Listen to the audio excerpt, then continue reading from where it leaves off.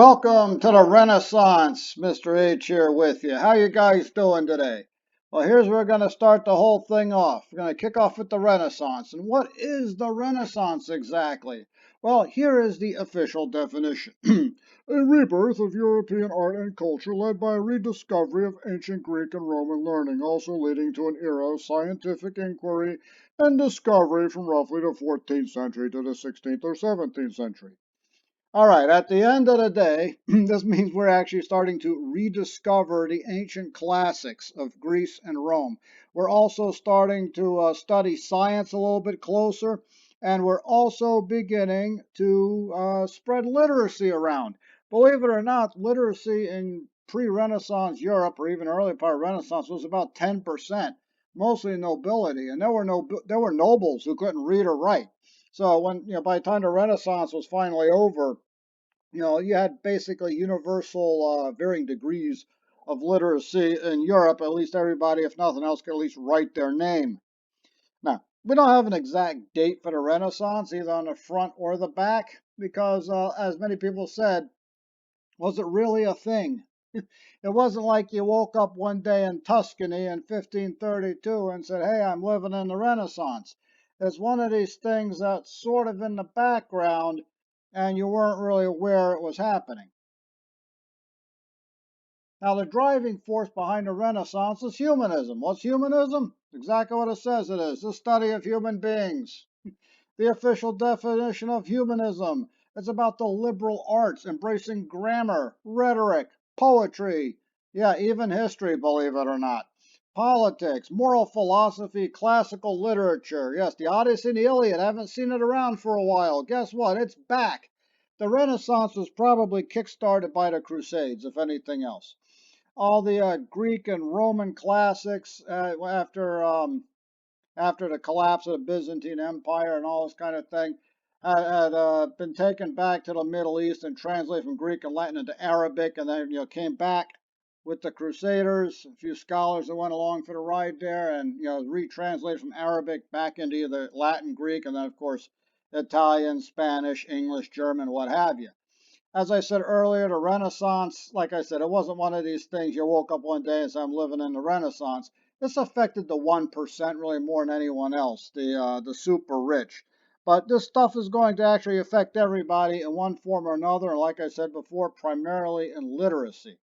Now, Italy is the epicenter of the Renaissance. Why Italy?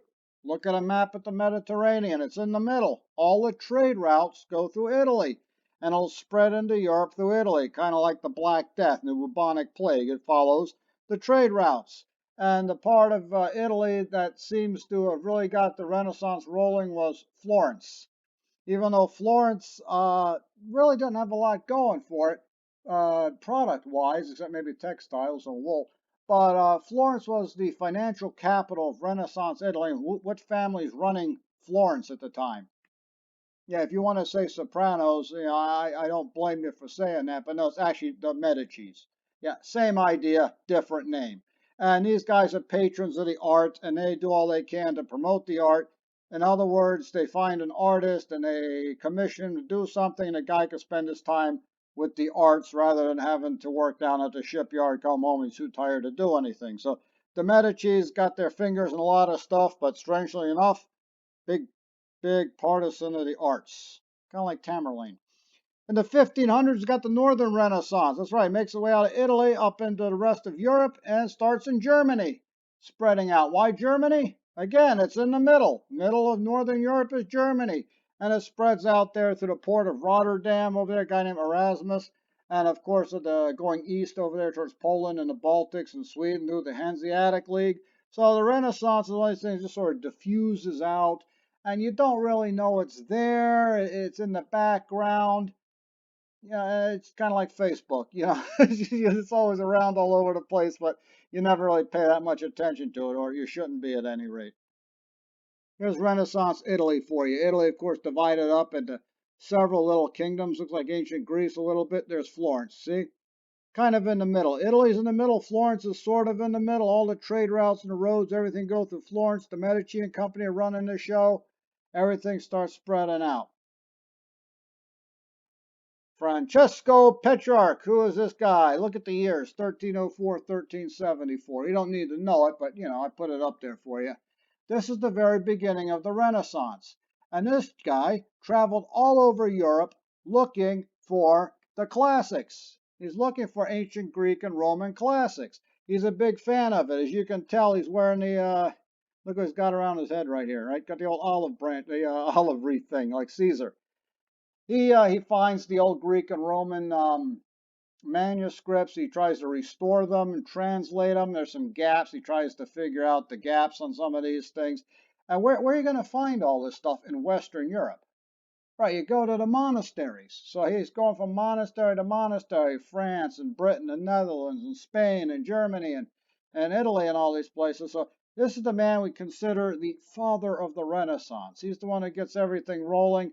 He's the one who's making sure all the classics are getting out there. And of course, he's in Florence, which means once he gets the classics, he can distribute along the trade routes. And I'm sure he's making a few bucks off of it, or rather, Medici is bankrolling him, and they're making a good percentage of what he's doing. Vittorino de Feltre. Actually, his real name is Rambodolini. Look at that, 1378, 1446, right after our friend Petrarch over there. Now, this is a gentleman who decided, hey, we should really start schools that study the classics, schools that start the liberal arts. Back then, schools were very much trade schools. That was about it.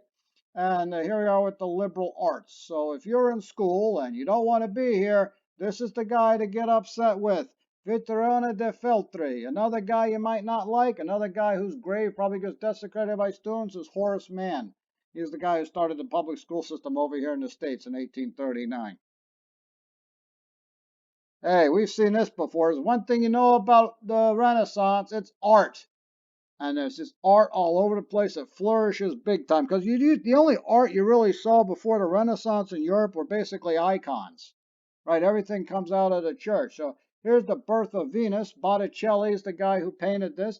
We don't know the exact year. I've heard people argue about it, 1486-ish.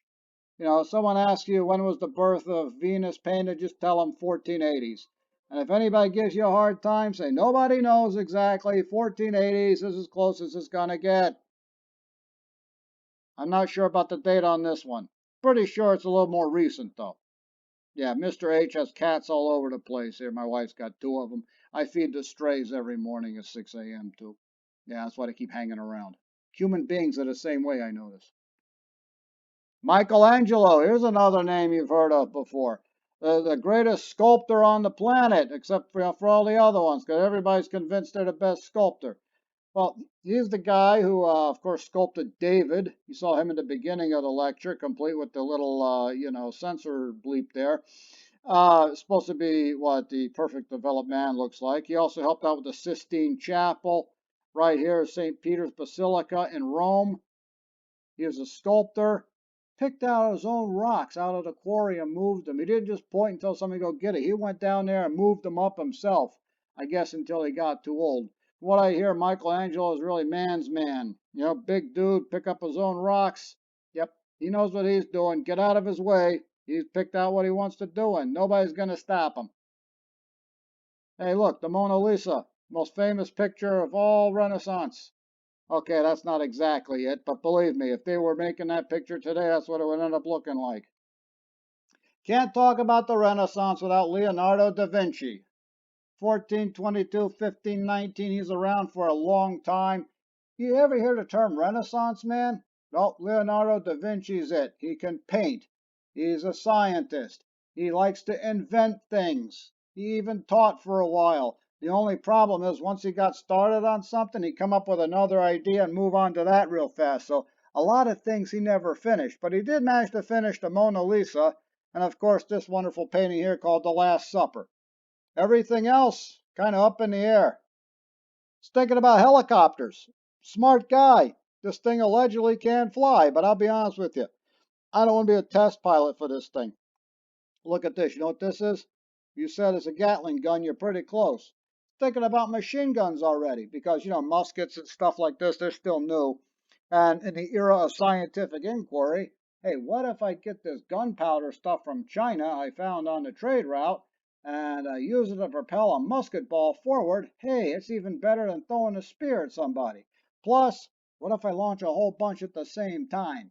Never quite got around to this thing, but other people did. And we get the Gatling gun. Could have had it earlier. But you know how human beings are. We like to jump around from things to thing too. Now, remember talking about the Northern Renaissance? This is where it really spreads across the rest of Europe. Erasmus of Rotterdam is the big port in the Netherlands. He's considered father of the Northern Renaissance.